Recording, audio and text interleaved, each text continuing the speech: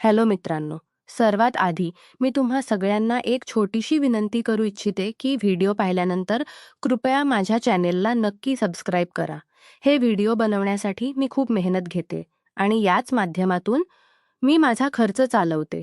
जे कोणी माझ्या चॅनेलला सबस्क्राईब करतील त्यांच्यासाठी मी मनापासून प्रार्थना करते की त्यांचे आयुष्य खूप सुंदर, समृद्ध, आनंदी आणि सुखी होवो. प्लीज प्लीज माझ्या चॅनेलला नक्की सबस्क्राईब करा. प्लीज मेरी मदद कीजिए, वह आदमी मुझे मार डालेगा। 18 साल की दीपिका कॉलेज की यूनिफॉर्म में पूरी तरह भीग चुकी थी। प्रिंस की नज़र उसके कांपते हुए अस्तित्व पर टिक गई। उसने बिना कुछ सोचे उसे तुरंत कार में बिठाया और अपने फ्लैट पर ले आया। डर के कारण दीपिका बेहोश हो चुकी थी। उसके शरीर में तेज बुखार था। भीगे कपड़े बदलना जरूरी था ताकि उसकी तबीयत और ना बिगड़े। प्रिंस, जिसे दुनिया गैंगस्टर कहकर पुकारा करती थी, जिसके सीने में दिल नहीं बल्कि पत्थर था, लेकिन सामने बेहोश पड़ी लड़की, उसके दिल की दुनिया हिला चुकी थी। वो उसके गाल थपथपाते हुए उसे होश में लाने की कोशिश कर रहा था, लेकिन ठंड से उसका पूरा शरीर जमने लगा था। प्रिंस के पास अब एक ही तरीका था उसे होश में लाने का, कि उसके वजूद से भीगे हुए कपड़े हटाकर, कमरे की लाइट बंद करके उसने अपनी शर्ट के बटन खोले, और फिर पूरा आसमान अब बादलों से घिरा हुआ था। जोरों की बिजली कड़क रही थी।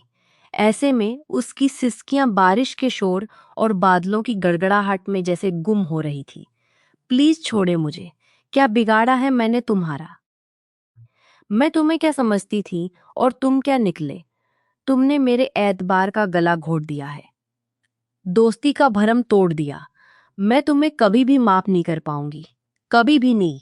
वो डरी सहमी से यह सब कह रही थी। आंखों में आंसू थे, डरते हुए वो इधर उधर भी देख रही थी, मगर तेज बारिश में उसे उस दरिंदे इंसान के अलावा और कोई भी नजर नहीं आ रहा था, जो उसकी तरफ ऐसे बढ़ रहा था जैसे उसके पूरे वजूद को निगल जाएगा। उसकी आंखों में ऐसी चमक थी जिसे देखकर दीपिका की जान लबों पर आई थी। वो उस समय को कोसने लगी जब वो खराब मौसम में उसके साथ बाहर निकली थी। जैसे ही उसने पार्किंग एरिया से बाहर कदम रखा, अचानक उसका पांव बुरी तरह फिसल गया था। इससे पहले कि वह गिरती, उस शख्स ने आगे बढ़कर उसे कमर से थाम लिया। सफेद यूनिफॉर्म तेज बारिश में पूरी तरह भीग चुकी थी, और दीपिका का अंग अंग उस बारिश में साफ नजर आने लगा था। दिसंबर महीने की बारिश थी, और बारिश का ठंडा पानी उसके वजूद को बुरी तरह कांपने पर मजबूर कर गया था। उसके लाल अनार जैसे हन ठंड की वजह से बुरी तरह कांप रहे थे। वह अभी उसे अपनी बाहों में लिए खड़ा था। इस वक्त वह कुछ ऐसी स्थिति में थी कि अगर वह खुद को शक से छुड़ाने की कोशिश करती तो यकीनन जमीन पर गिर जाती। डर के मारे उसने अपनी आंखें बंद कर रखी थी, पर जब उसे एहसास हुआ कि किसी की मजबूत बाहों ने उसे पकड़ रखा है, तो एक झटके से उसने अपनी आंखें खोली थी।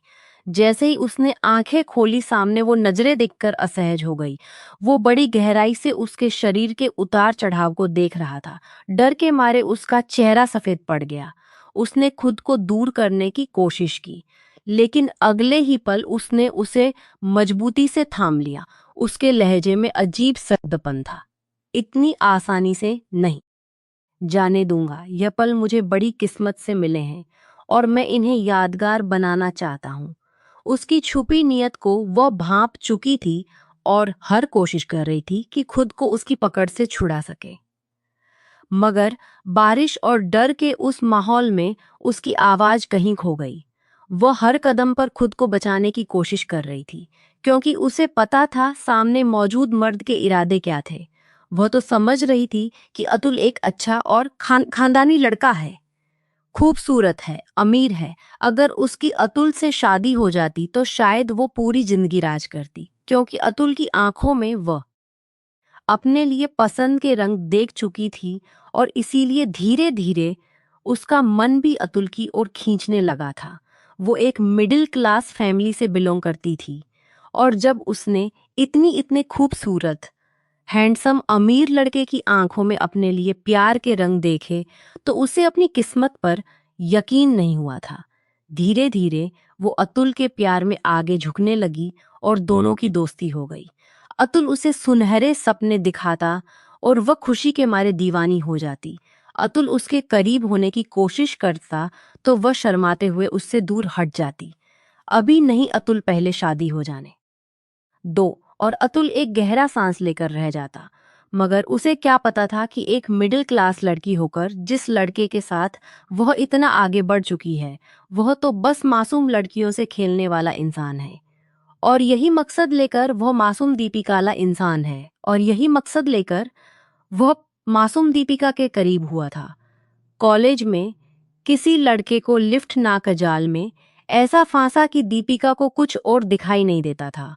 और अतुल इंतजार में था कि कब वह दीपिका का फायदा उठा सके और उसके बाद उसे हमेशा के लिए अपनी जिंदगी से निकाल दे। और आज जैसे ही उसे मौका मिला था, राजी से ना सही तो जबरदस्ती सही, वह अब और दीपिका के पीछे अपना वक्त बर्बाद नहीं करना चाहता था। और इसीलिए जल्द से जल्द अपने इरादों को पूरा कर लेना चाहता था, क्योंकि दीपिका के पीछे भागते भागते और बार बार उसकी ना सुनते सुनते उसका दिमाग बुरी तरह पक चुका था। अब जब दीपिका उसके इतने करीब थी तो वह उसे कैसे छोड़ देता। जैसे ही अतुल उसे कमरे में ले जाने लगा, उसने दोनों हाथों से दीवार थाम ली। किसी तरह वो बाहर की ओर भागी। रास्ते में आने वाली टेबल पर रखे बड़े कांच के गुलदस्ते को उसने उठाकर अतुल की ओर फेंका था, जो सीधा उसके सीने पर जाकर लगा था। कांच टूटने के कारण उसके जिस्म में कुछ टुकड़े धंस भी गए थे। तेज तूफानी बारिश में ही वो घर से बाहर निकल आई। उसका दुपट्टा कहीं पीछे ही छूट चुका था, पाँव में जूते नहीं थे। डरी सहमी नंगे पैर ही वो बस भागी चली जा रही थी। कच्चे रास्ते से होते हुए वो मेन रोड पर आ चुकी थी। तेज बारिश में दीपिका को कुछ भी दिख नहीं रहा था। ऊपर से ठंड की वजह से अब उसका शरीर उसका साथ देने से मना कर रहा था। हाथ पैर जमते से महसूस हो रहे थे, लेकिन उसने हिम्मत नहीं हारी थी। अगर वो हिम्मत हार जाती तो उसकी पूरी जिंदगी बर्बाद हो जानी थी। उसे किसी न किसी तरह खुद को सेफ रखना था। हिम्मत करके उसने अपने थके हुए कदमों को फिर से आगे बढ़ाने की कोशिश की। और जैसे ही उसने अपने कदम सड़क की ओर बढ़ाए तो अचानक उसका पांव फिसल गया। वो गिर गई। मुंह के बल गिरने की वजह से उसके होंठ घायल हो चुके थे। तभी उसे पीछे से अतुल की आवाज आई, जो बारिश में उसके पीछे आ रहा था। कहने लगा, कहाँ जा रही है? तुझे लगता है कि तू मुझसे बच जाएगी? बहुत शौक है ना अमीर लड़कों से मोहब्बत करके ऐशो आराम की जिंदगी गुजारने का? तो फिर अब दूर क्यों भाग रही है?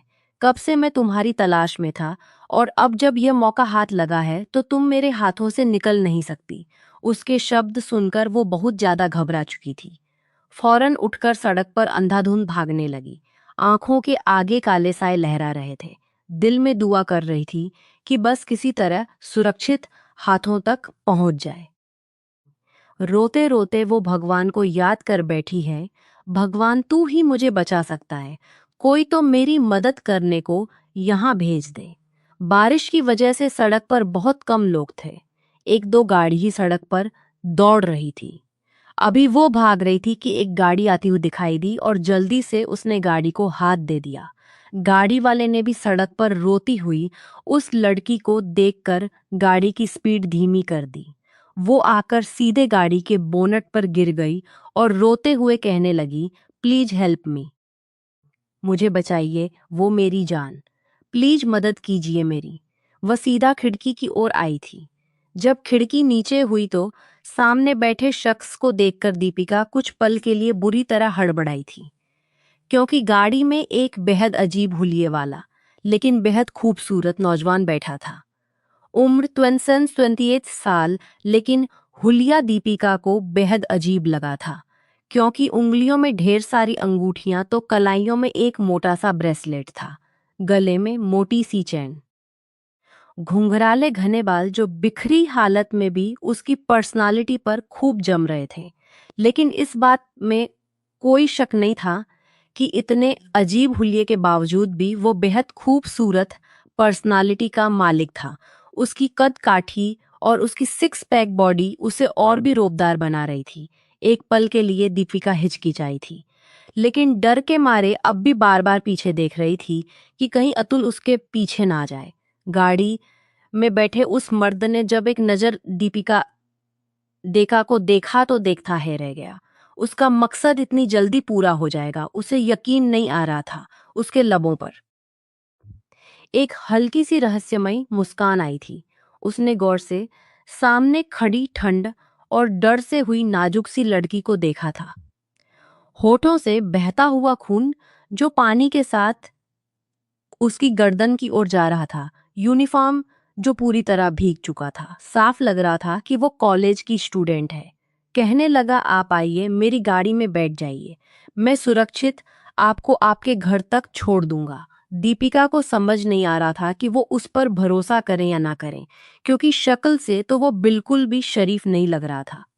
लेकिन इसके पास कोई दूसरा ऑप्शन भी तो नहीं था, क्योंकि वह अपने पीछे से आते अतुल को देख चुकी थी और डर कर जल्दी से उसके साथ गाड़ी में बैठ गई। तब तक सामने अतुल भी आ चुका था। गुस्से से उस गाड़ी वाले को देखकर कहने लगा, अबे कौन है तू? हाँ, चल इसे मेरे हवाले कर। ज्यादा हीरो बनने की जरूरत नहीं, वरना मिनट में ही तेरी हीरोपंती निकाल दूंगा, समझा? तभी उस गाड़ी वाले के लबों पर एक हल्की सी मुस्कान आई थी। उसने खिड़की पर खड़े अतुल को गहरी नजरों से देखा और फिर बहुत ही सर्द आवाज में बोला, गलत फहमी है तेरी, क्योंकि मैं हीरो नहीं बल्कि विलन हूं। इससे पहले कि अतुल आगे कुछ कहता या आगे बढ़ता, अगले ही पल उसने अपनी जेब से एक गन निकाली और फिर बाज के साथ माहौलियों की आवाज गूंजने लगी। दिल दहला देने वाली चीखें थी जो दीपिका के गले से निकली थी। गाड़ी में बैठे उस मर्द ने अपने कानों पर हाथ रखे थे। वो उसे चुप कराने के लिए पीछे की ओर मुड़ा था। तब तक वो एक और चीख के साथ बेहोश हो गई। उसके बाद क्या हुआ उसे कुछ भी याद नहीं था। कई घंटों तक वो बेखबर सोती रही। जब उसकी आंख खुली तो सिर में दर्द की टीसें उठ रही थी। धीरे धीरे उसने आंखें खोलकर देखा तो सामने एक अजनबी सी छत थी, जिस पर हल्का हल्का एक पंखा चल रहा था।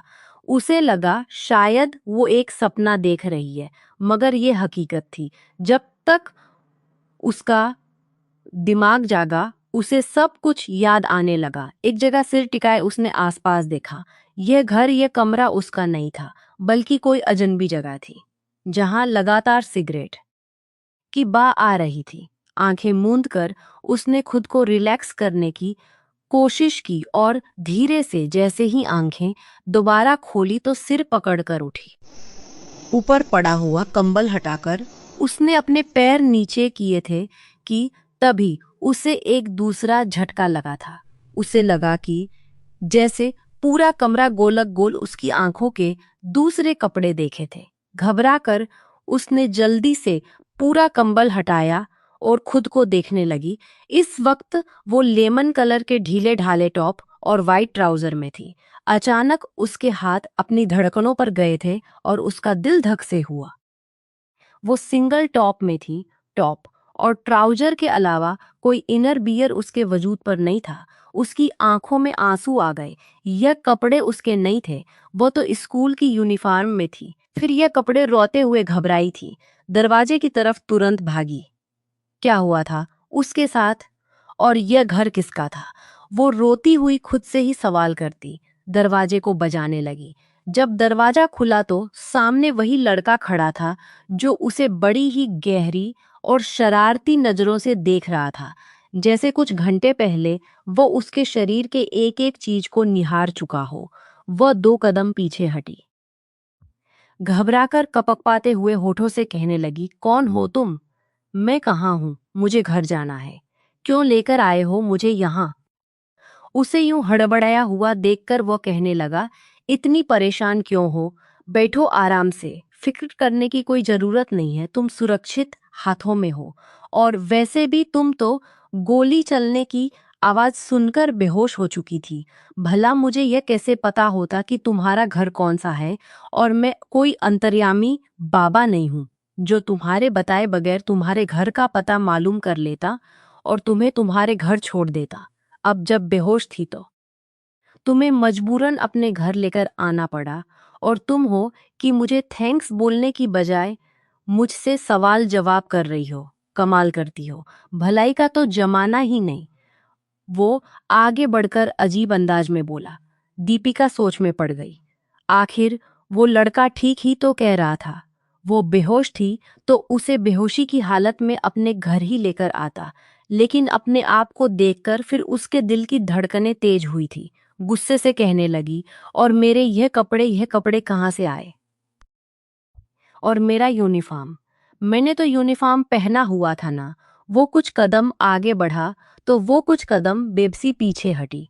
अगले ही पल उसके चेहरे पर एक मुस्कुराहट आई और कहने लगा, मुझे वो वक्त याद ना दिलाओ तो बेहतर है।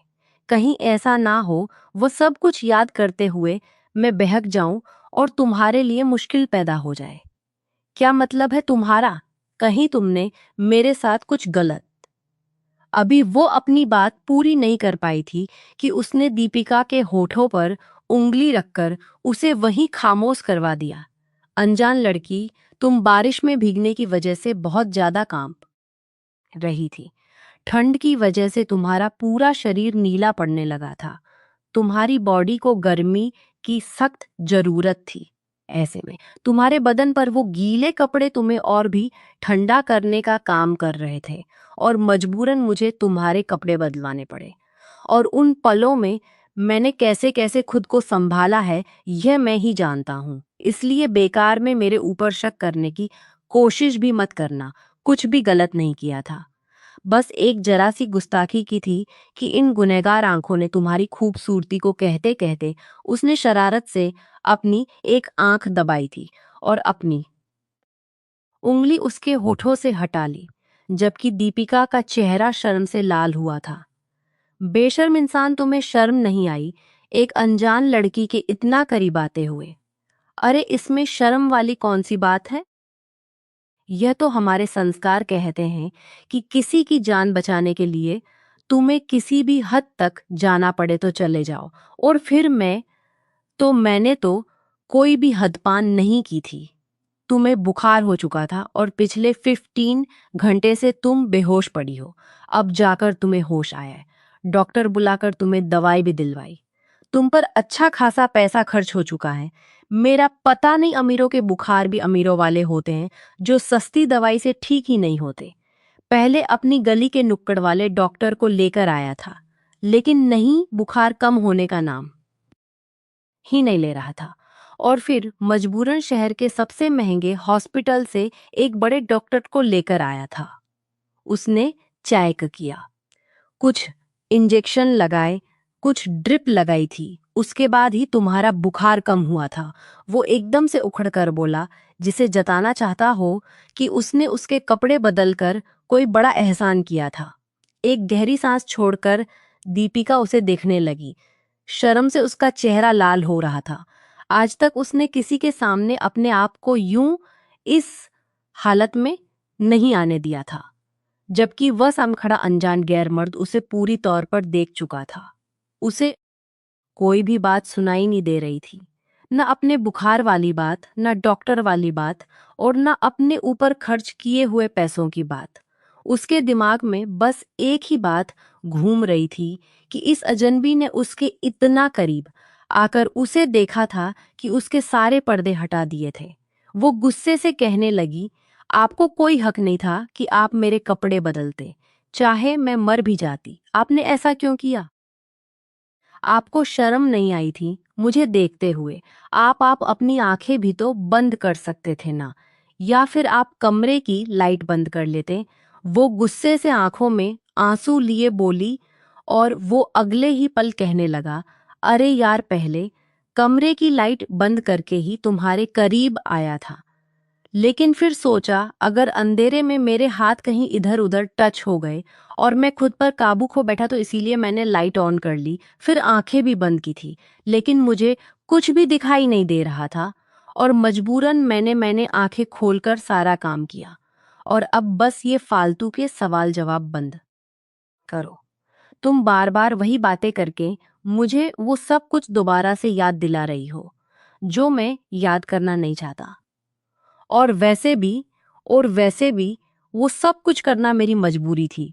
मेरे घर पर थी, तुम मर जाती तो मेरी जिम्मेदारी लगती, और मैं तुम्हारा खून अपने सर लेना नहीं चाहता। वैसे भी बहुत सारे खून मेरे सर पर कहते कहते वो खामोश हुआ था, जबकि दीपिका बेपसी से सामने खड़े उस लड़के को देख रही थी जिसकी नज़र में इतनी बड़ी बात की कोई अहमियत ही नहीं थी।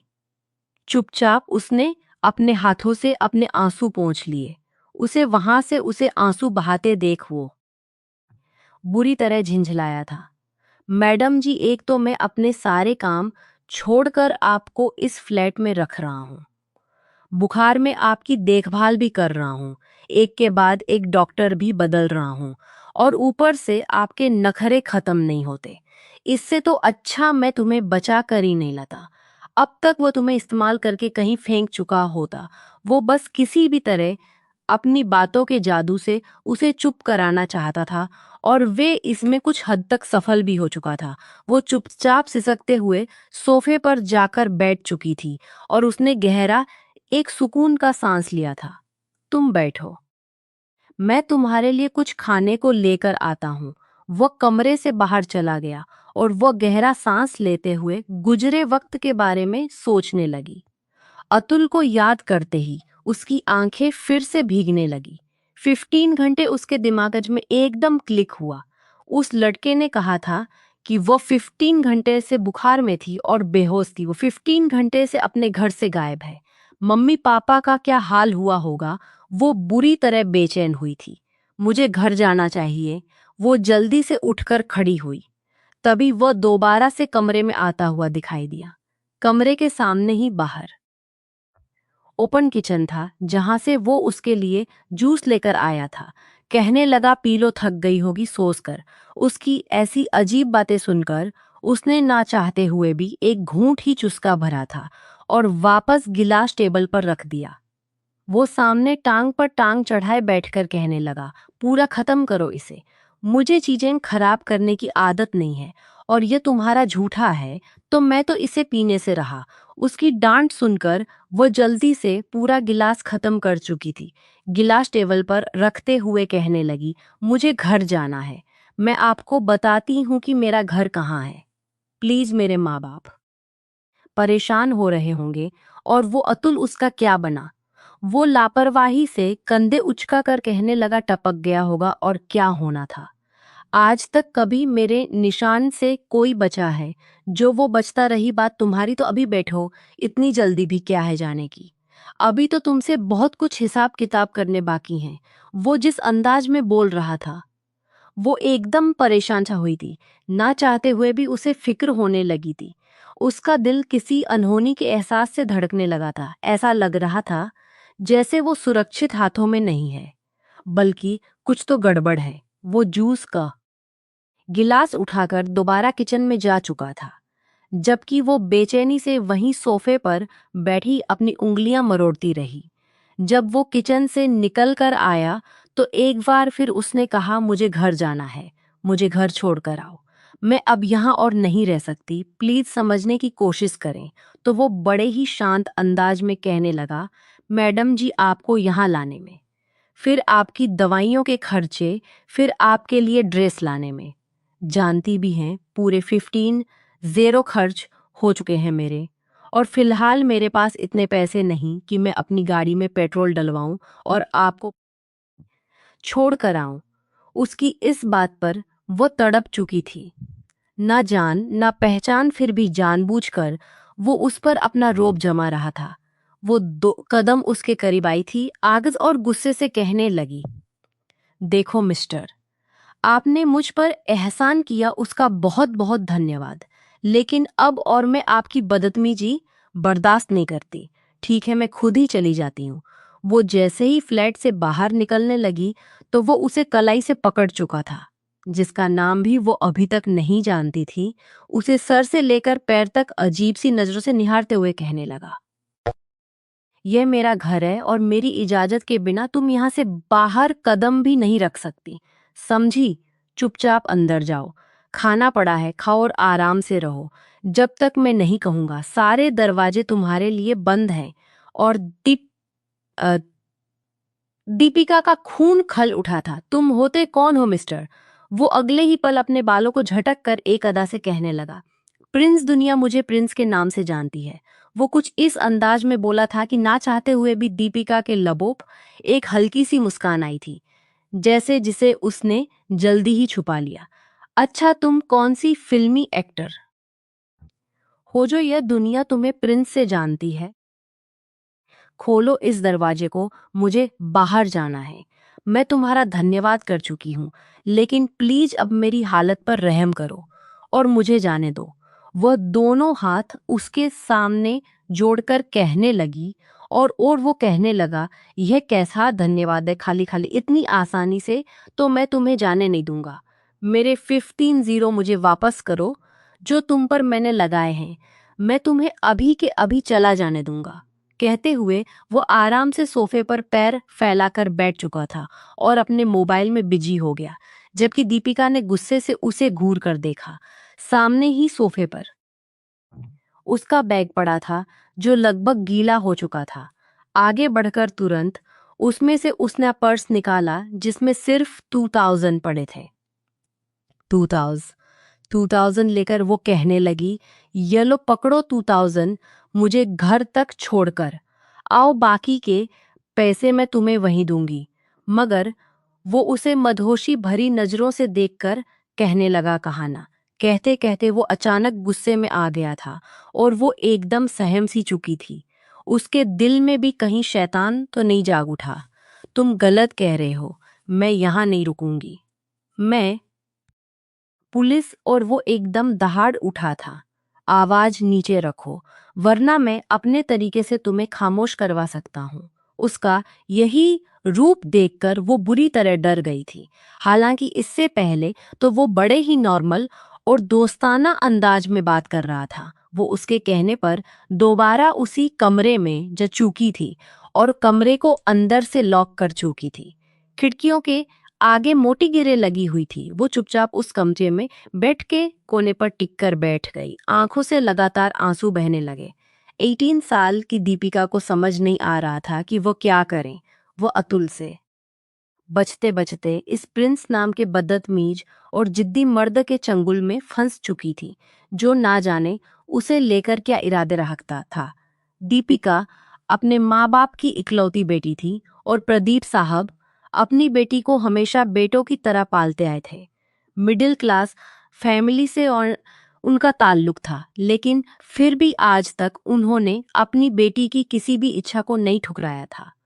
उन्होंने अपनी खानदानी जमीन पर एक छोटी सी फैक्ट्री शुरू की। उनकी जमीनों के साथ ही एक बहुत ही बड़े अमीर सेठ की जमीन भी थी, जिसने वहां पर अपना एक प्रोजेक्ट तैयार करना था। इसीलिए वो प्रदीप साहब को मनमानी रकम देकर वो जगह बेचने को कहने लगा। जब प्रदीप साहब ने यह कहकर इनकार कर दिया कि यह मेरी खानदानी जमीनें हैं, मैं इसे किसी को नहीं दूंगा, तो वो बेहद गुस्से में आ चुका था। कहने लगा, अगर घी सीधे उंगली से नहीं निकलता तो उंगली टेढ़ी करनी पड़ती है। चुपचाप यह जमीन हमारे हवाले कर दो, वरना अच्छा नहीं होगा। प्रदीप साहब भी अकड़ चुके थे कि जो करना है कर लो, मैं तुमसे डरने वाला नहीं हूं। अगर वो यह जमीन उसे दे देते तो उनकी चलती फैक्ट्री बंद हो जाती। उनके हालात जो अब धीरे धीरे बेहतर होना शुरू हुए थे, वो फिर से बिगड़ जाते। इन्हीं दिनों सेठ सोमनाथ ने उन पर केस कर दिया था। झूठे कागजात दिखाकर कहने लगा, यह जगह मेरी है, जिस पर गैरकानूनी तौर पर प्रदीप ने कब्जा कर रखा है। प्रदीप साहब बेहद परेशान थे। उनकी बीवी उन्हें लगातार दिलासा दे रही थी कि चिंता मत करो, सब ठीक हो जाएगा। लेकिन प्रदीप साहब को कुछ भी ठीक होता नजर नहीं आ रहा था। उल्टा सब कुछ हाथों से निकलता हुआ दिखाई दे रहा था। इन्हीं दिनों दीपिका की दोस्ती कॉलेज में एक शहर के अमीर बिजनेसमैन के बेटे अतुल से हुई थी। बड़े बड़े वकीलों से भी उसकी बातचीत थी, इसीलिए उसने अतुल से मदद लेना चाही। वो तो उसे एक अच्छा दोस्त समझ रही थी और यह सपना भी देख चुकी थी कि दोनों शादी कर लेंगे। मगर उसे कहाँ खबर थी कि अतुल तो कुछ और ही ख्यालों में जी रहा था। उसका मकसद तो बस किसी तरह अपने मतलब की खातिर दीपिका का इस्तेमाल करना था। वो उसे अपने फार्म हाउस पर ले आया ताकि उसे मजबूर करके उसके साथ वक्त बिता सके। और जब अतुल धीरे धीरे उसके करीब होने लगा तो वो बुरी तरह घबरा गई थी। उसे कुछ गड़बड़ होने का एहसास हुआ। वो अतुल का हाथ झटक कर पीछे हटी थी। अतुल, मुझे घर जाना है। उसकी आंखों में डर और अविश्वास की झलक साफ नजर आ रही थी। और अतुल हंसकर कहने लगा, अरे तुम इतना डर क्यों रही हो? मैं तुम्हें अपने फार्म हाउस पर यूं ही लेकर नहीं आया कि तुम्हें देखकर तुम्हें वापस छोड़ दूं। जिस वकील की तुम बात कर रही हो ना, मैं उस वकील को तुम्हारे लिए हायर कर दूंगा और वो तुमसे फीस भी नहीं लेगा। तुम जानती भी हो उस वकील की फीस लाखों में है, तो कम से कम कुछ घंटे के लिए मुझे खुश तो कर सकती हो ना। दीपिका ने जैसे ही उसके गंदे इरादे भांपे तो वो फौरन वहां से भागी और बदकिस्मती से अतुल से बचकर इस प्रिंस नाम के बदमाश से टकरा चुकी थी। सोचते ही वह फिर से रोने लगी। ना जाने उसके माँ बाप उस वक्त किस हाल में होंगे और उसके बारे में क्या सोच रहे होंगे। वो पूरे पिछले 15 घंटे से यहाँ बेहोश पड़ी थी। यह सोचकर ही वो रोने लगी। सारी रात यूं ही गुजर चुकी थी। सुबह जब उसकी आंख खुली, उसका सर बुरी तरह दुख रहा था। पूरी रात उसे सुकून की नींद नहीं आई थी। हालांकि उसने कमरे को अच्छे से लॉक कर लिया था। उसे प्रिंस से खुद खुद के लिए खतरा महसूस हो रहा था। चकराते सिर को संभालते हुए वो फ्रेश हुई और फिर सीधे प्रिंस के पास आई थी, जो उस वक्त किचन में खड़ा चाय बना रहा था। गुड मॉर्निंग, जाग गई तुम? मैं बस तुम्हारे लिए अभी नाश्ता रेडी करता हूँ। वो उससे ऐसे नॉर्मल अंदाज में बात कर रहा था जैसे वो दोनों ना जाने कौन से मजबूत रिश्ते में बंधे हुए थे और बरसों से एक दूसरे को जानते थे, बरसों से एक दूसरे के साथ रह रहे थे। उसे सामने खड़े शख्स पर बेइंतहा गुस्सा आया था। जी चाहा सामने पड़ा चाकू उसकी पीठ में घुसा दे, लेकिन वह सिर्फ सोच सकती थी। इतना बड़ा कदम उठाने के लिए उसके अंदर हिम्मत नहीं थी, क्योंकि वह बेहद डरपोक और कमजोर दिल की लड़की थी। अपने अंदर हिम्मत जमा करते हुए कहने लगी, प्रिंस, मुझे घर जाना है। तुम जानते भी हो सब लोग मेरी वजह से कितना परेशान होंगे। मगर वो कहने लगा कि चली जाना इतनी भी जल्दी क्या है? बैठो, चाय तो पियो। उसने चाय का कप उसकी तरफ बढ़ाया तो वह गुस्से से बुरी तरह भर चुकी थी कि आखिर वह बेवजह उसे अपनी कैद में बांधकर क्यों रखना चाहता है। वो कोई उसकी गुलाम नहीं थी। अगले ही पल उसने चाय का कप जोर से जमीन पर दे मारा और गुस्से से कहने लगी, यह सब क्या चल रहा है? तुम होते कौन हो मेरे साथ ऐसा रवैया रखने वाले? मैं तुम्हें बार बार कह रही हूं कि मुझे घर जाना है, तुम्हें सुनाई नहीं दे रहा? क्यों तुमने मुझे जबरदस्ती कैद कर रखा है?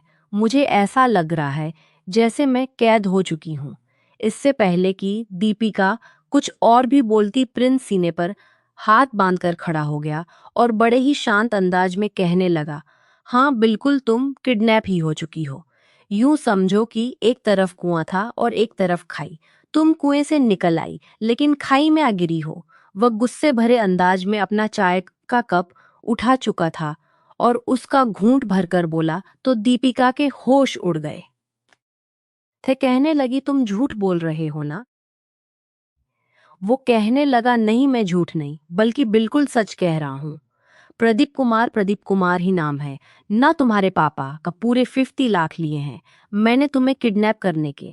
मुझे तो लगा था कि तुम्हें पकड़ने में मुझे दिन रात एक करना पड़ेगा, ना जाने कैसे कैसे पापड़ बेलने पड़ेंगे। मगर तुम तो खुद ही आकर मेरी गाड़ी से टकरा गई और मेरा काम भी आसान हो गया। यह कहकर वो हंसता हुआ और यह सुनकर दीपिका तो काम बैठ चुका था और यह सुनकर दीपिका तो काम कर रह गई। यह कैसी मुसीबत उसके ऊपर आ पड़ी थी। एक बार फिर वो फौरन दरवाजे की ओर भागी जो खुला हुआ था, जबकि प्रिंस उसे दरवाजे की तरफ जाता देखकर भी शांत बैठा था और आराम से चाय के मजे ले रहा था, क्योंकि उसे पता था वो उसकी कैद से छूटकर कहीं नहीं जा सकती। जैसे ही उसने दरवाजे के बाहर कदम रखे, अगले ही पल कुछ हट्टे कट्टे बॉडी बिल्डर हाथ में गन ली उसके सामने आ गए। उन 6 के 6 लोगों ने अपनी गन उस पर तान दी, कहने लगे कि यहीं रुक जाओ लड़की, वरना। पीछे प्रिंस खड़ा मुस्कुरा रहा था।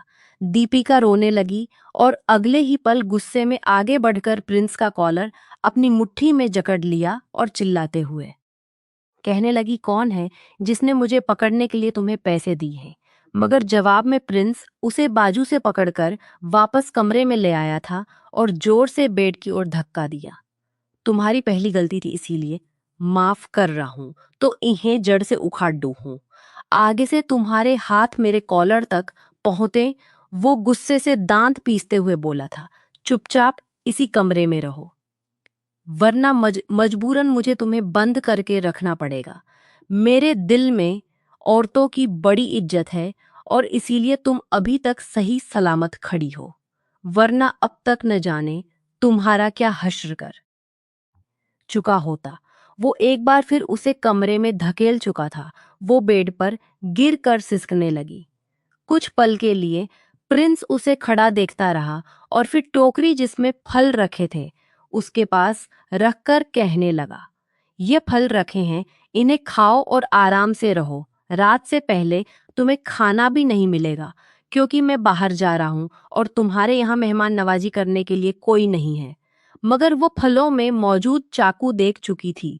अपनी बात कहकर वो कमरे से बाहर निकलने लगा, लेकिन अगले ही पल आगे बढ़कर दीपिका ने तेजधार चाकू उठाया और उसका वार सीधा प्रिंस के गले पर था।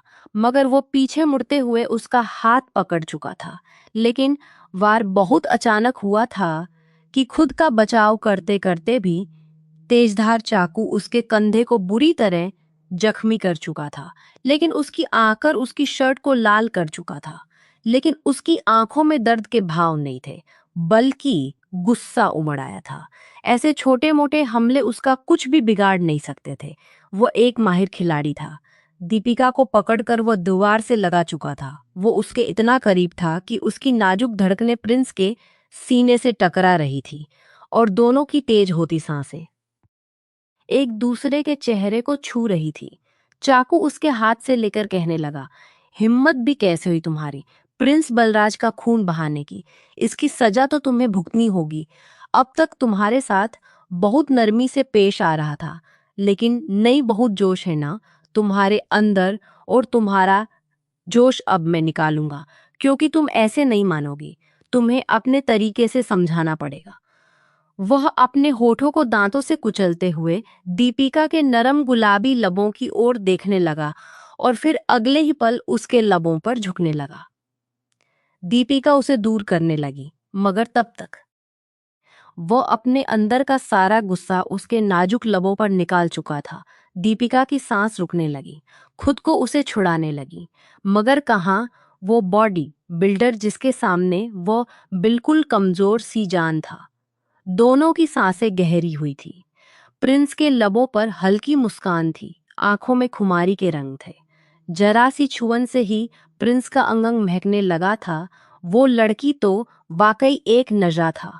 लड़की तो एक नशा थी, जबकि दीपिका की आंखों में आंसू थे। अपने होठों को साफ करते हुए उसने गुस्से और नफरत से प्रिंस को देखा था, लेकिन उसके गुस्से की परवाह किए बगैर प्रिंस आराम से कहने लगा, दोबारा मेरे सामने चालाकी करने से पहले सोच लेना। अगली बार मैं सिर्फ यहाँ पर बस नहीं करूँगा, बल्कि यहाँ से होते हुए यहाँ तक अपनी उंगली दीपिका के होठों से लेकर नीचे धड़कनों तक लेकर आया था और वह बेधक कर पीछे हटी थी, जबकि प्रिंस यह कहकहा लगाकर हंस पड़ा था, अगली बार मुझे गुस्सा दिलाया तो सारी हदें पार कर दूंगा, समझी? और एकदम से उस पर डर सवार हो चुका था। वो उसे फ्लैट में बंद करके जा चुका था। उसके जाने के बाद वह आईने के सामने आकर खड़ी हो गई और अपने होठों को रगड़कर दोबारा से साफ करने लगी। लेकिन प्रिंस के गर्म होठों का स्पर्श वो अब भी अपने लबों पर महसूस कर रही थी।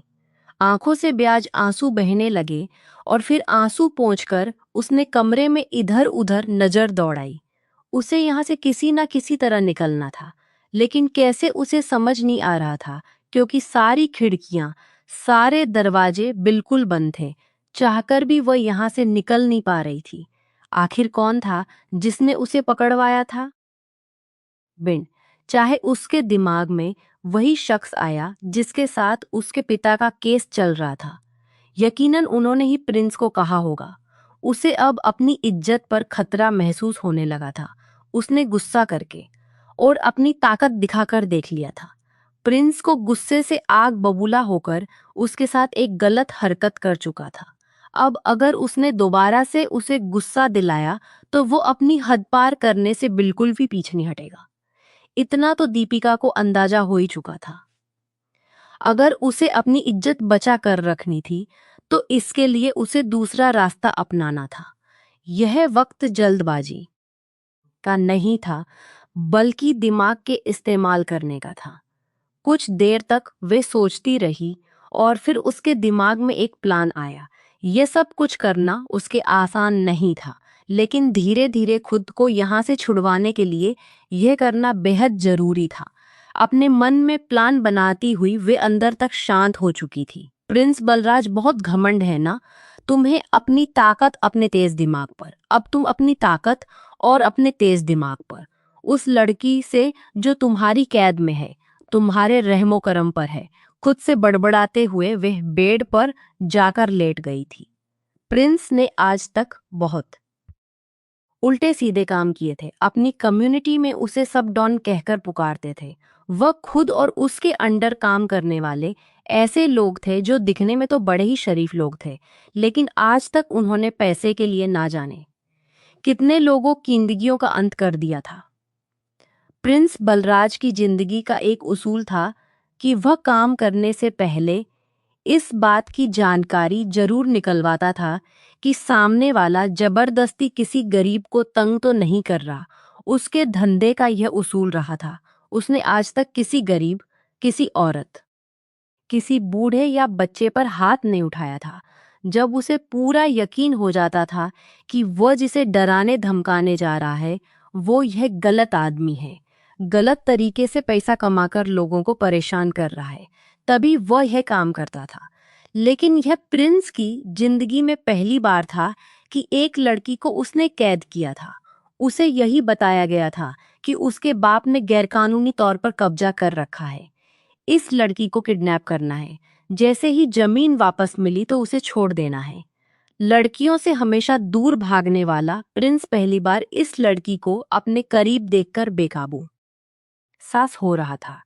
दिल की धड़कनें नए अंदाज पर धड़कने लगी थी और वो उन धड़कनों को थपक थपक कर सुलाने की कोशिश कर रहा था।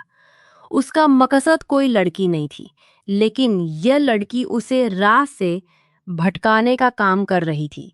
वजह यह भी थी कि जिस रात वो उसके फ्लैट में आई थी, ठंड से कांप रही थी और उसने अपने हाथों से उसे कपड़े बदलवाए थे। बार बार दिमाग में वो मंजर आते तो वो बुरी तरह बेचैन हो जाता था, मगर उस लड़की के सामने खुद को जाहिर नहीं होने दिया कि कहीं ना कहीं वो उसके लिए दिल हार चुका है। और आज जब गुस्से में आकर उसके नरम लबों को छुआ तो दिल में जज्बात और भी जोरों से भड़कने लगे थे। काम के बीच भी बार बार उसका दिमाग दीपिका में जाकर उलझ रहा था। उसे देखने के लिए मन बेचैन हो रहा था। जल्दी जल्दी अपना कुछ काम निपटाकर जब वो वापस अपने फ्लैट पर आया तो फ्लैट में पूरी तरह सन्नाटा था। जैसे ही कमरे का दरवाजा खोला तो दीपिका फर्श पर घुटनों में मुंह दी बैठी थी। सामने टोकरी में सारे फ्रूट्स वैसे के वैसे ही पड़े हुए थे। उसने फ्रूट्स नहीं खाए थे।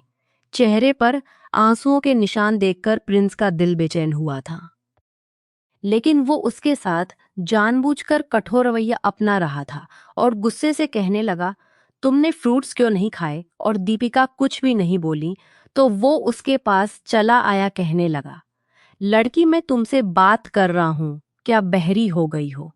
खाना क्यों नहीं खाया? दीपिका ने अपने नए प्लान को खुद को तैयार कर लिया था और रूठे हुए अंदाज में कहने लगी, मुझसे यह सब कुछ नहीं खाया जाता, मुझे तो पिज्जा खाना है, मुझे फल अच्छे नहीं लगते। उसके इस मासूम अंदाज पर प्रिंस हैरान हुआ था। उसे तो लग रहा था कि वह तूफान बनी बैठी होगी। जिस तरह सुबह वह उसके करीब गया था, उसे काट खाने को दौड़ेगी, लेकिन वह तो बहुत ही नॉर्मल अंदाज में बात कर रही थी, बल्कि उसके बात करने के अंदाज में बड़ा ही अपनापन था। प्रिंस के दिल को एक खुशगवार हैरत हुई थी। उसके पास जमीन पर ही दीवार से टेक लगाकर बैठ गया और कहने लगा, तभी तो इतनी दुबली पतली हो, अच्छी चीजें नहीं खानी, जंक फूड खाना है मैडम को। वो उसके नरम नाजुक दुबले पतले शरीर को देखते हुए हल्के से मुस्कुरा कर बोला था और वो उसकी नजरों की तपिश से अपनी नजरें झुका गई थी। उसकी घुमावदार लर्जती पलकों ने प्रिंस के दिल में शोर मचाया था और फिर वह चुपचाप उठकर बाहर चला गया। मगर ठीक आधे घंटे बाद जब आया तो हाथ में पिज्जा और कोल्ड ड्रिंक था। खुद भी उसके साथ ही बैठ गया, क्योंकि प्रिंस खुद भी सुबह का भूखा था। भूख तो दीपिका को भी बहुत लगी थी। जल्दी से वो उसके सामने ही खाने लगी तो प्रिंस के चेहरे पर एक मुस्कान फैल गई, लेकिन अगले ही पल वो मुस्कान को छुपा गया। दीपिका कहने लगी, प्रिंस, क्या सब डाकू लुटेरे तुम्हारे जैसे ही होते हैं? प्रिंस कहने लगा, क्या मतलब? वो कहने लगी, मतलब यह कि तुम कितने अच्छे हो। मैंने तो सुना था कि जो लोग अगवा करके ले जाते हैं वो मारते हैं, पीटे हैं, बहुत बुरा सलूक करते हैं, मगर तुमने तो मेरे साथ ऐसा कुछ भी नहीं किया। वो पिज्जा का एक बाइट लेते हुए बोली तो प्रिंस की आंखों में शरारत उभर आई। तुरंत तंग करने वाले अंदाज में कहने लगा, यह सब तो मर्दों के साथ करते हैं। अगर कोई लड़की आ जाए तो फिर उसे दूसरे तरीके से हैंडल किया जाता है। वो अपना एक हंट काटकर शरारती अंदाज में बोला तो दीपिका कांप उठी। तुरंत खुद को संभालते हुए कहने लगी, अच्छा, मुझसे पहले कितनी लड़कियों को पकड़ा है बताओ, और उनके साथ क्या क्या किया है तुमने? वो तुरंत कहने लगा, आज से पहले किसी लड़की को नहीं पकड़ा, तुम पहली लड़की हो। बातों बातों में वो उससे यह भी उबलवा चुकी थी कि उसके माँ बाप कहाँ हैं। प्रिंस कहने लगा, मैं अनाथ आश्रम में पला पड़ता, बस हालात ने मुझे यह शॉर्टकट बताया कि मैं लोगों के जायज कामों में उनकी मदद करूं। यह बात सुनकर दीपिका को समझते देर ना लगी कि सेठ सोमनाथ ने उसे बेवकूफ बनाया है। वह तुरंत सारी हकीकत प्रिंस को बताने लगी कि वो जमीनें तो उन्हीं की थी। जानबूझकर वो अमीर सेठ वो जमीनें उनसे छीनना चाहता है। यह सुनकर प्रिंस एक पल के लिए खामोश हो गया था। फिर कहने लगा, यह सब मुझे पहले नहीं पता था, लेकिन अब तो मैंने सेठ से पैसे ले लिए हैं और वह पैसे भी खर्च हो चुके हैं, तो अब मजबूरन मुझे तुम्हें अपने पास रखना पड़ेगा। अब खा लिया ना तुमने तो चुपचाप सो जाओ। और वह बस एक गहरा सांस लेकर रह गई थी। वह तो बस किसी तरह उसका दिल जीतकर यहाँ से निकलना चाहती थी। 2 दिन और बीत चुके थे। अब उसे कमरे से बाहर आने की आज़ादी मिल चुकी थी, लेकिन फ्लैट के गेट पर एक बड़ा सा ताला लगा कर रखा था और उसने भागने की कोशिश भी छोड़ दी थी। धीरे धीरे वो अब घर के कामों में दिलचस्पी लेने लगी थी। उसने उस फ्लैट की झाड़पच करना शुरू कर दी, साफ सफाई करने लगी। फ्लैट को बिल्कुल एक घर जैसा बना दिया था। उसे देखकर प्रिंस बहुत हैरान हुआ था। उस दिन जैसे ही वो उसके कमरे में आया तो वो उस समय बाथरूम से नहाकर निकली थी। दुपट्टे से आजाद वो आईने के सामने खड़ी अपने बालों को सुलझा रही थी। लंबे घने गीले बाल उसे कमर तक भीगा चुके थे। उसके शरीर की रौनकें साफ नजर आ रही थी। बेखुदी से वो आगे बढ़ा और अपना हाथ दीपिका की कमर पर रख दिया। धीरे से उसकी गर्दन से बालों को हटाया और फिर अगले ही पल बेगदी में भरकर अपने होंठ दीपिका की गर्दन पर रख दिए। दीपिका के वजूद में करंट सा लगा था। दिल तो यही चाह रहा था कि वो उसे खुद से दूर झटक दे, मगर नहीं, वो भी चुपचाप खड़ी अपना चेहरा छुपा गई। उसे इस तरह शर्माता देखकर प्रिंस के लबों पर मुस्कान आई थी और उसने उसे अपनी ओर घुमाते हुए अपनी बाहों में समेट लिया, उसके चेहरे से हाथों को हटाते हुए उसके चेहरे के खूबसूरत रंग देखने लगा। उसको ठोली से ऊपर उठाते हुए बहुत ही प्यार भरी नजरों से उसे देख रहा था। दीपिका, जब से तुम मेरी जिंदगी में आई हो, ऐसा लगता है कि मुझे जिंदगी से प्यार हो गया है। बढ़ने से पहले तो मैं सिर्फ पेटेट की भूख शांत करने के लिए पैसा कमाता था, लेकिन अब मुझे जीने का एक मकसद मिल गया है। और दीपिका ने मुस्कुराते हुए अपना सर उसके सीने पर रख दिया। प्रिंस, मुझे लगता है कि मुझे आपसे प्यार हो गया है। और यह सुनकर प्रिंस को अपने कानों पर यकीन नहीं आया था। ना जाने क्यों, मगर अपनों की मोहब्बत को तरसा हुआ। प्रिंस तुरंत यकीन कर चुका था और उसे अपनी बाहों में और भी कसकर दबा लिया। उसे सीने से यूं भी लिया जैसे दिल के किसी कोने में छुपा चुका हो। कहने लगा, मैंने भी जब पहली बार तुम्हें देखा था, मुझे नहीं पता था कि एक गैंगस्टर की मोहब्बत क्या क्या होती है। क्या मुझे ऐसे व्यक्ति को मोहब्बत करनी चाहिए या नहीं? मगर दीपिका, मैं तुम पर अपना दिल हार बैठा हूं। उसे बाहों में भरकर वो यह सब कह रहा था और दीपिका किसी तरह खुद को संभाले हुए उसकी बाहों में सिमटी खड़ी थी। कुछ दिन यूं ही गुजर गए। वहीं दूसरी तरफ दीपिका के पापा पुलिस में रिपोर्ट दर्ज करवा चुके थे। हर संभव कोशिश की जा रही थी, मगर दीपिका उन्हें कहीं भी नहीं मिल रही थी। घर में तो एक कोहराम सा मचा हुआ था। 15 दिन गुजर चुके थे। दीपिका की बात पर यकीन करते हुए प्रिंस ने सच्चाई का पता लगाने की कोशिश की और वही सच सामने आया जो दीपिका ने उसे बताया था, यानी सेठ सोमनाथ झूठा था। प्रिंस को असलियत पता चली तो वह कहने लगा, आज मैं तुम्हें वापस तुम्हारे माँ बाप के पास छोड़ने जा रहा हूँ। रही बात उस सेठ की, तो पता नहीं वो कितने लोगों की जमीनें गैरकानूनी तरीके से हथिया कर अपने पास रख चुका है। उसका भांडा भी मैं आज फोड़ कर रहूंगा। और दीपिका की तो खुशी का कोई ठिकाना नहीं रहा था। वो कहने लगी, तुम सच कह रहे हो ना? उसके चेहरे की खुशी देखकर प्रिंस धीरे से मुस्कुरा दिया था। हाँ बिल्कुल सच, तैयार हो जाओ। और इतनी बड़ी खुशी की खबर सुनकर दीपिका सचमुच खुशी के मारे प्रिंस से लिपट गई थी। Thank you so much Prince, मुझे यकीन नहीं आ रहा।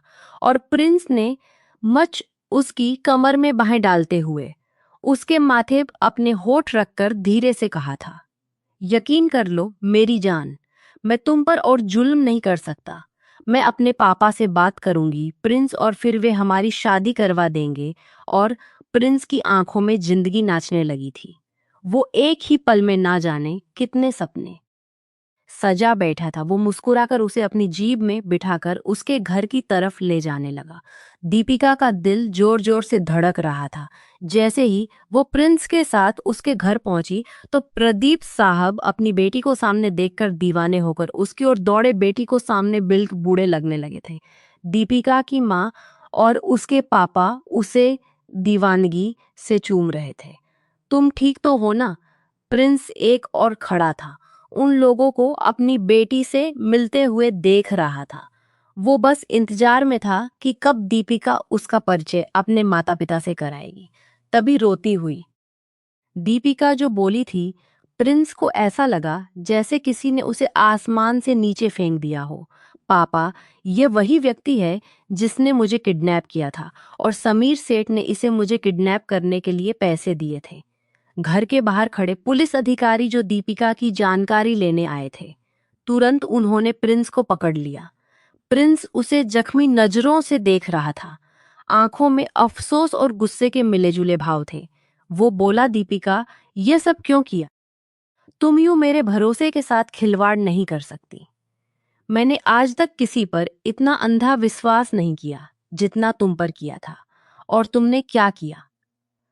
तकलीफ और गुस्से के एहसास से प्रिंस की आंखें नम हो गई थी। वह तो बहुत सारे सपने सजा चुका था और वह सपने एक झटके में टूट गए थे। वो तुरंत हंस पड़ी और ताली बजाते हुए बोली, तुमने मुझे 15 दिन तक अपनी कैद में रखा है। तुम्हारे करीब आना, तुमसे प्यार भरी बातें करना, और फिर कीब आना, तुमसे प्यार भरी बातें करना। यह सब तो एक ड्रामा था। तुम जैसे सड़क छाप गुंडे से कौन शादी करेगा? तुम जैसे गुंडे से शादी करने से अच्छा तो मैं जिंदगी भर शादी ना करूं। आगे से किसी लड़की को उठाने से पहले 100 बार सोचना। वो तंज भरे अंदाज में यह सब कह रही थी और प्रिंस का जी चाह रहा था कि इसी पल उसकी सांसें तन से जुदा हो जाए। कुछ देर पहले तक जिंदगी बहुत खूबसूरत लग रही थी, लेकिन अब वही जिंदगी उसे एक बोझ की तरह लगने लगी थी। पुलिस उसे पकड़ कर ले जा रही थी। अगर वह चाहता तो खुद को छुड़वा कर भाग सकता था। आज तक ना जाने कितने ही मौकों पर वह पुलिस को चकमा देकर भागा था, लेकिन आज आज उसने भागने की कोई कोशिश नहीं की थी। दिल पर जो चोट लगी थी वो चुपचाप पुलिस के साथ चला गया था। उसने अपने माँ बाप को सब कुछ बता दिया था कि उसे उस सेठ के कहने पर ही उठाया गया था। प्रदीप साहब ने एक बार फिर पुलिस को जांच करने को कहा। सेठ का नाम सुनकर पहले तो पुलिस घबरा गई थी, लेकिन जब वहां एक ईमानदार पुलिस अधिकारी के सामने प्रदीप साहब ने अपना केस रखा तो वो भी शुरू हो गई। घर आकर वो बहुत खुश थी, मगर दिल में एक अजीब सी कसक बाकी रह गई थी। बार बार दिमाग में प्रिंस का ख्याल आ रहा था। इतने दिन तक वो उसके साथ रही थी, लेकिन सिवाय धमकी के वो उसके करीब नहीं आया था।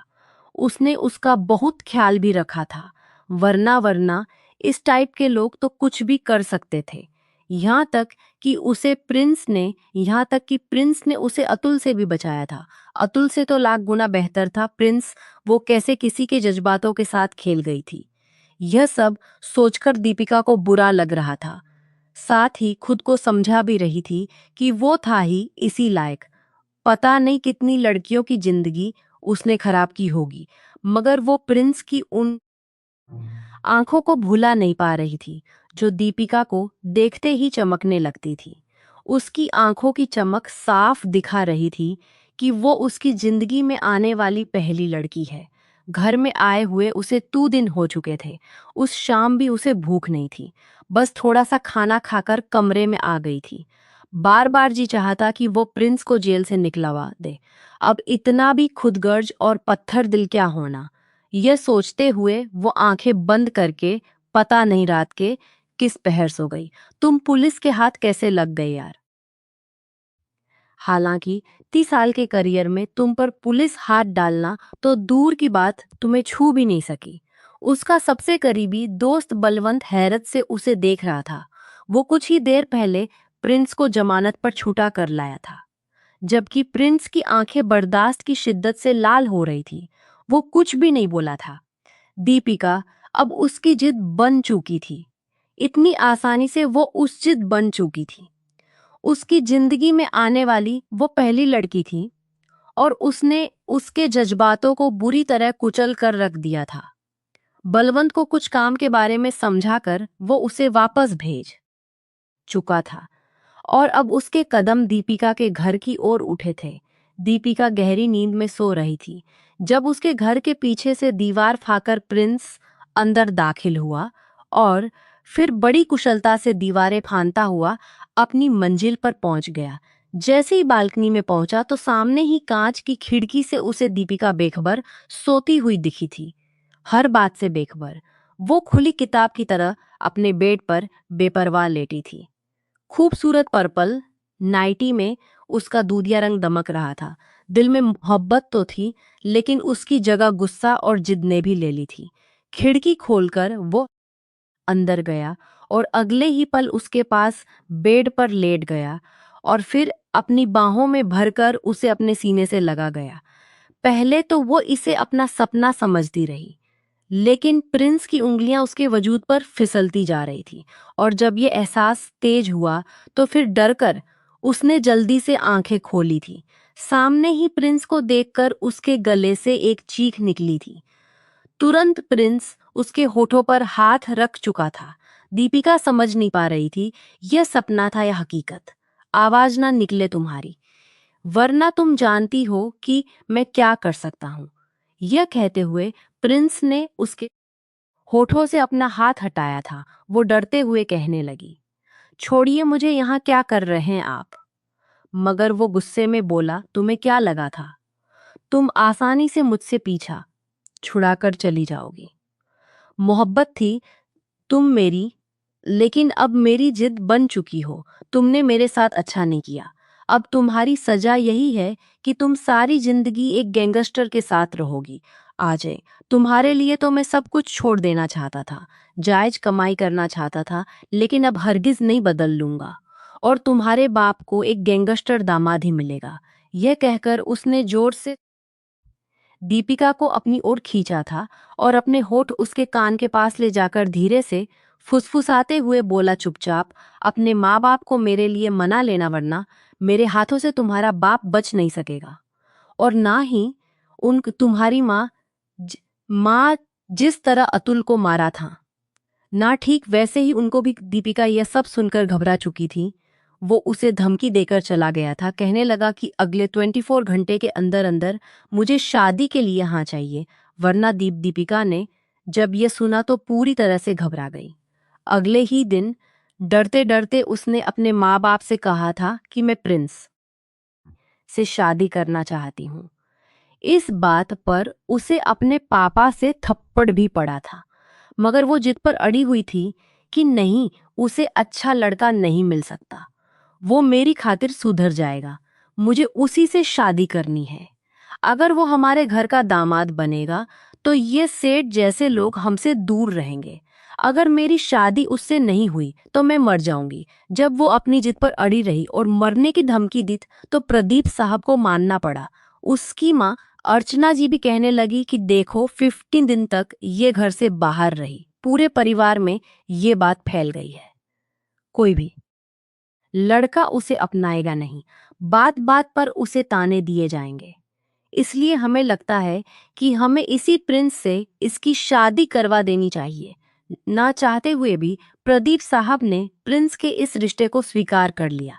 1 हफ्ते के अंदर अंदर शादी की सारी रस्में पूरी कर दी गई थी।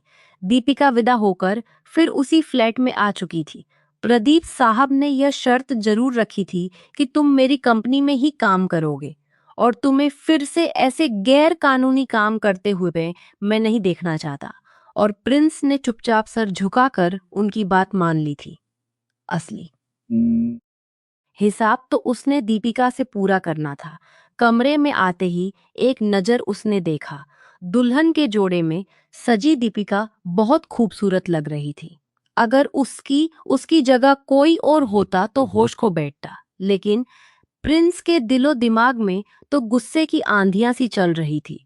वो चलता हुआ उसके करीब आया और अगले ही पल उसे ठोड़ी के नीचे हाथ रखकर कहने लगा, तुमने अच्छा नहीं किया मेरे साथ, मेरे जज्बातों के साथ खिलवाड़ किया तुमने, मुझे तकलीफ दी, धोखा दिया। क्या तुम्हें लगता है कि मैं इतना सब कुछ इतनी जल्दी भूल जाऊंगा? हरगिज भी नहीं। इसका बदला तो तुम्हें उतारना ही होगा। आंसू भरी निगाहों से उसने प्रिंस को देखा था और कांपते होठों से बस एक बात कही थी, प्रिंस, मैं तुम्हें अपनी सफाई में कुछ भी नहीं कहूंगी, क्योंकि मुझे पता है तुम इस वक्त गुस्से में हो और तुम्हें मेरी बातें झूठी लगेंगी।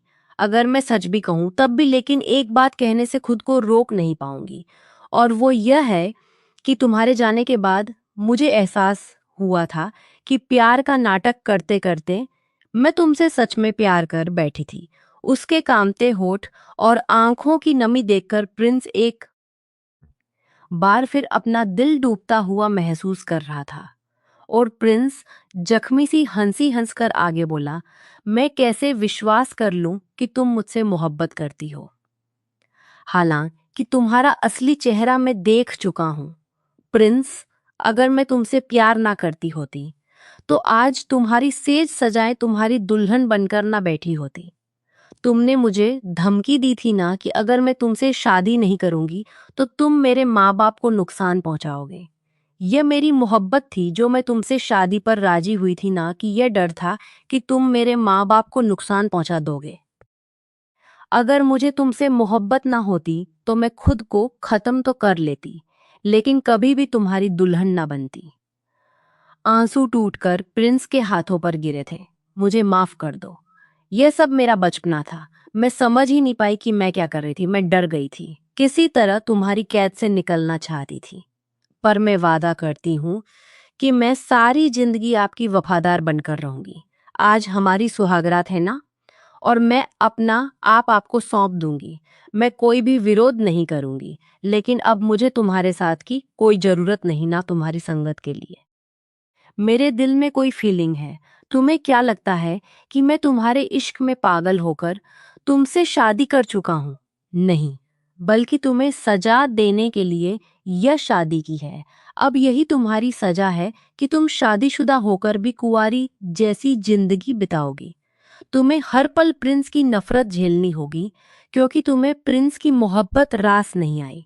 वो ये कहकर अपना तकिया उठाकर सोफे पर जाकर लेट गया और वो दुल्हन बनी बिस्तर पर बैठी रह गई। दीपिका ने तय कर लिया था कि वो अपने प्यार को पाकर रहेगी। प्रिंस उससे नाराज है और वो उससे मना कर ही रहेगी। दीपिका प्रिंसी के लिए हर रोज तैयार होती, खुद को सजाती संवारती, लेकिन वो उस पर एक नजर डालने के बाद दूसरी नजर डालना पसंद नहीं करता था। उस दिन दीपिका प्रिंस को नाश्ते के लिए बुलाने आई तो प्रिंस शीशे के सामने खड़ा अपनी शर्ट पर बटन लगने की नाकाम कोशिश कर रहा था, और ना जाने क्या सोचते हुए दीपिका उसके पास आकर खड़ी हो गई। लाइए, मैं लगा देती हूँ, मैं खुद लगा, उसने नाराजगी से कहा, और दीपिका के होठों पर एक हल्की सी मुस्कान आई थी। शादी को 2 महीने होने को आए थे और दीपिका देख रही थी। इन 2 महीनों में प्रिंस ने काफी हद तक खुद को बदल लिया था। अपने कुछ दोस्तों के साथ मिलकर उसने एक छोटा सा बिजनेस शुरू किया था, जिसमें आजकल वो काफी मेहनत कर रहा था।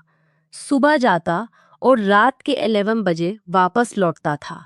वो नाराजगी से मुंह फुलाए अब भी बटन लगाने की जी तोड़ कोशिश कर रहा था, और फिर दीपिका ने बिना कुछ कहे उसके हाथ से सुई लेकर उसकी शर्ट पर बटलना शुरू कर दिया, और प्रिंस ने उसे इनकार नहीं किया था। वो उसके बेहद करीब खड़ी थी, इतना करीब कि दोनों के दिल की धड़कन बुरी तरह शोर मचाने लगी थी, ना चाहते हुए भी। प्रिंस की नजरें दीपिका की खूबसूरत नरम गर्दन पर अटक गई थी।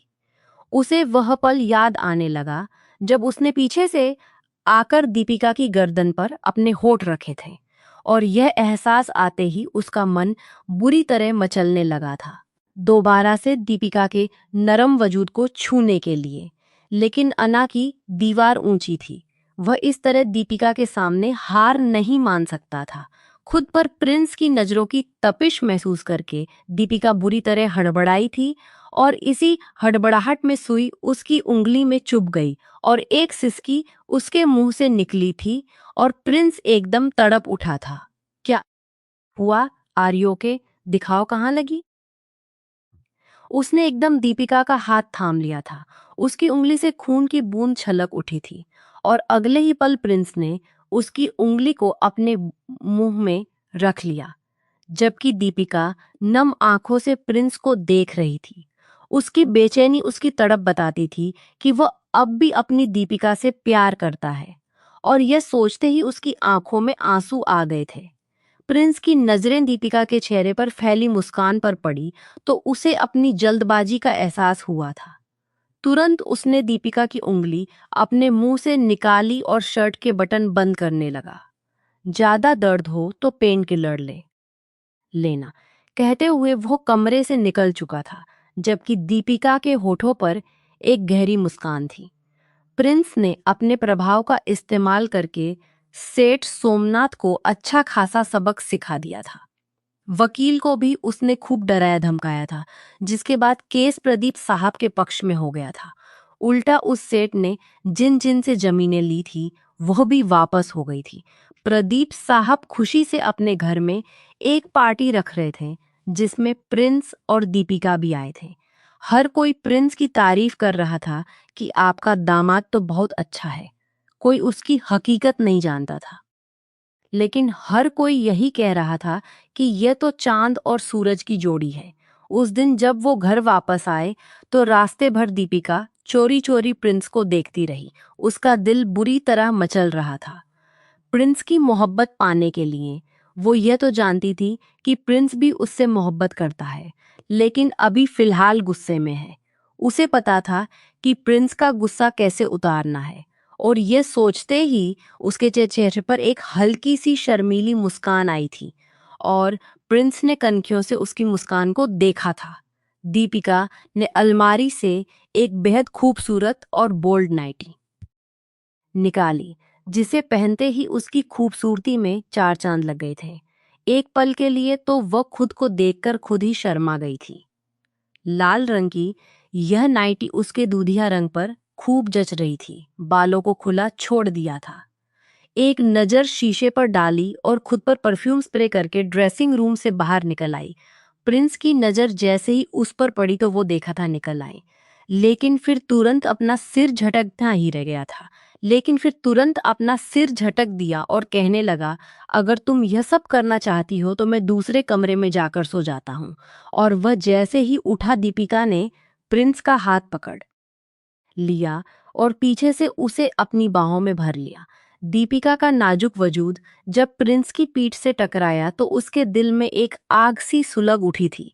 जज्बात बुरी तरह मचल उठे।